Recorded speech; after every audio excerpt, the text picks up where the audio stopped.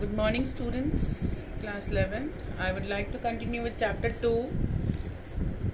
In chapter 2, in my last video, I explained about the discovery of the subatomic particles, electrons, protons, and neutrons. Then I explained about the cathode rays, anode rays. Then some atomic models were explained. Only Thomson model of an atom was explained. According to him, what J.J. Thomson proposed.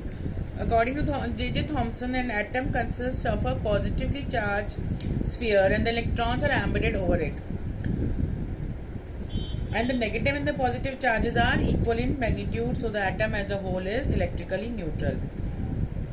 He was able to explain the electrically neutrality of an atom, but the result of his experiments carried out by other scientists could not be explained by this model. So after him, Rutherford model of an atom was there. Rutherford and his students Geiger and Ernest Marsden bombarded a very thin gold foil with alpha particles. They were interested how the electrons are arranged within an atom. Rutherford designed an experiment for this. So in his experiment, the fast moving alpha particles were made to fall on a thin gold foil. Now the question is, why he selected a thin gold foil? He selected a gold foil because he wanted as thin as possible. He wanted a thin layer. So the gold foil was about 1000 atoms thick. And what about alpha particles? Alpha particles are doubly charged helium ions, having atomic mass 4u and charge atomic number 2. So it was expected that alpha particles would be deflected by the subatomic particles in the gold atom. Since the alpha particles were much heavier than the protons, he did not expect to see large deflections. Now you see the diagram. Rutherford's famous alpha particle scattering experiment is shown in the diagram. And what was this experiment? A stream of energy of alpha particles from a radioactive source was directed at a thin foil, thickness 100 nanometer of gold metal. The thin gold foil had a circular fluorescent zinc sulfide screen around it. So whenever these alpha particles struck the screen, a tiny flash of light was produced. So the results of the scattering experiments were quite unexpected, because according to Thomson, the mass of each gold atom in the foil should have been spread evenly over the entire atom, and the alpha particles had enough energy to pass through them through such a uniform distribution of mass. It was expected by Rutherford that some of the alpha particles would slow down and will change the direction only by small angles. But there were some observations which were, see, this is the schematic diagram. The alpha particle is emitted from this source and is passed in a circular fluorescent zinc sulfide screen. This is a thin gold, yellow color sheet is the thin gold foil. These alpha particles are passed in this gold thin sheet of foil, and around it there is a zinc sulfide circular sheet. So when these alpha particles were bombarded on this thin gold foil, what were the observations made by Rutherford? First point, most of the alpha particles pass straight. See, this is the nucleus of gold atom. Most of the alpha particles pass straight through the gold foil undeflected, and a small fraction of the alpha particles deflected by small angles, and few of the alpha particles rebound. That is, they were deflected by nearly 180 degree.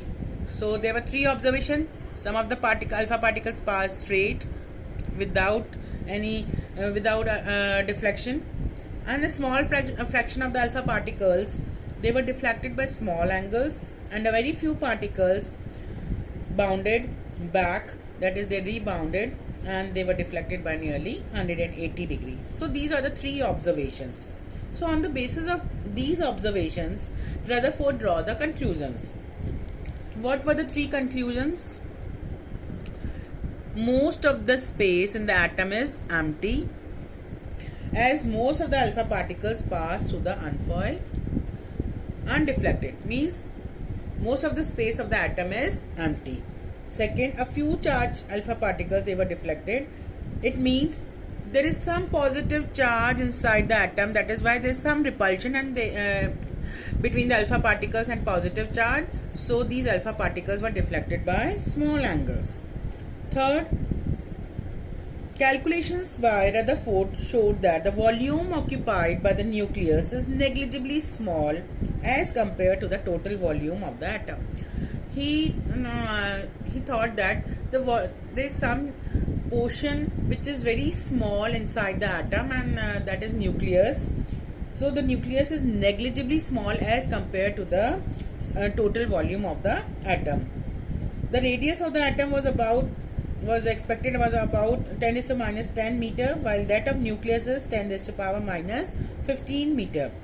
So these were the calculations which were conclusions which were made by Rutherford. So on the basis of these observations and conclusions, Rutherford proposed the nuclear features of his model. What are the main features? What were the main features of this model? This you have studied in 9th class also. What are the main features of this Rutherford model? The positive charge and most of the mass of the atom was densely concentrated in extremely small region.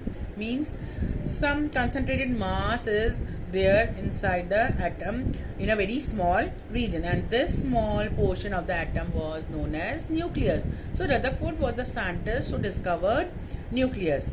And the nucleus' second point was the nucleus is surrounded by electrons that move around the nucleus with a very high speed and circular path known as orbits.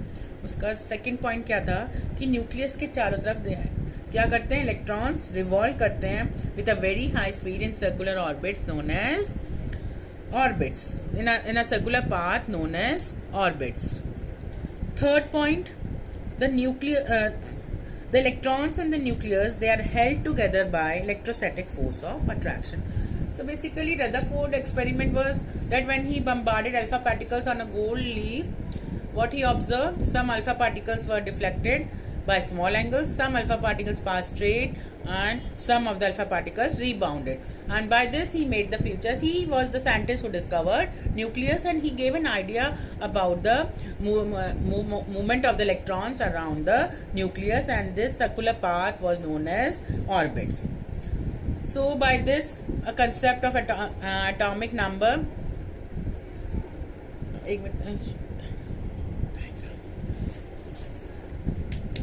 So this was the diagram.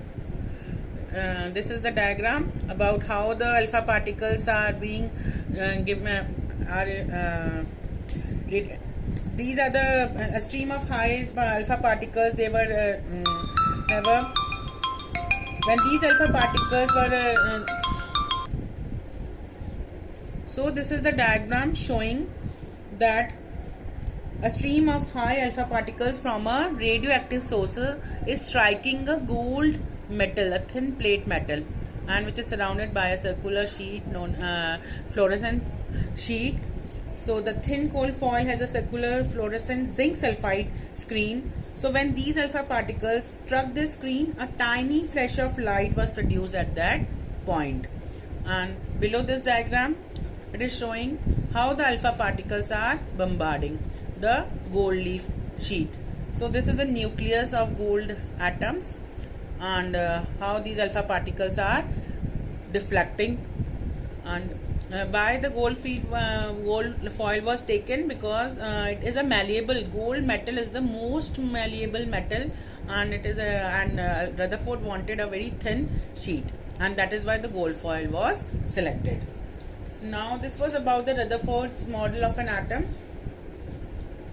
Now the concept of atomic number and mass number. This also you have studied. What is atomic number and mass number? As you know, there is a presence of positive charge on the nucleus, and it is due to the protons in the nucleus. So the charge on the proton is equal but opposite to that of electron, which we have studied earlier. and the number of protons present in the nucleus is equal to atomic number. What is atomic number? Atomic number is equal to number of protons. For example, the number of protons in hydrogen is 1, for nitrogen it is 7, and for sodium 11. So their atomic numbers are equal to the number of protons. In order to keep the electrical neutrality, the number of electrons in an atom is equal to the number of protons. So atomic number is equal to number of protons, which is further equal to number of electrons. So what is the symbol of atomic number? Atomic number is the symbol of atomic number is Z, which is equal to number of protons, which is further equal to number of electrons. Now next is since the positive charge of the nucleus is due to protons, the mass of nucleus due to while the positive charge of the nucleus is due to the protons, and the mass of the nucleus due to protons and neutrons. So as discussed earlier, protons and neutrons present in the nucleus are known as nucleons. So what is mass number? The total number of nucleons is termed as mass number, and the mass number is equal to number of protons plus number of neutrons. So this is the concept of atomic number and mass number. The symbol of mass number is A and the symbol of atomic number is Z. So whenever a nuclei is written, in the subscript atomic number is there, in the superscript mass number is there. So this was about, I want to just explain a small topic, and further isobars and isotopes and Bose model and drawback of Rutherford model will be explained in my next video. Watch this video. I'm not giving you the assignment related to this, so just since these topics you have studied in 9th class, we are just revising, so just watch my video and read the concept.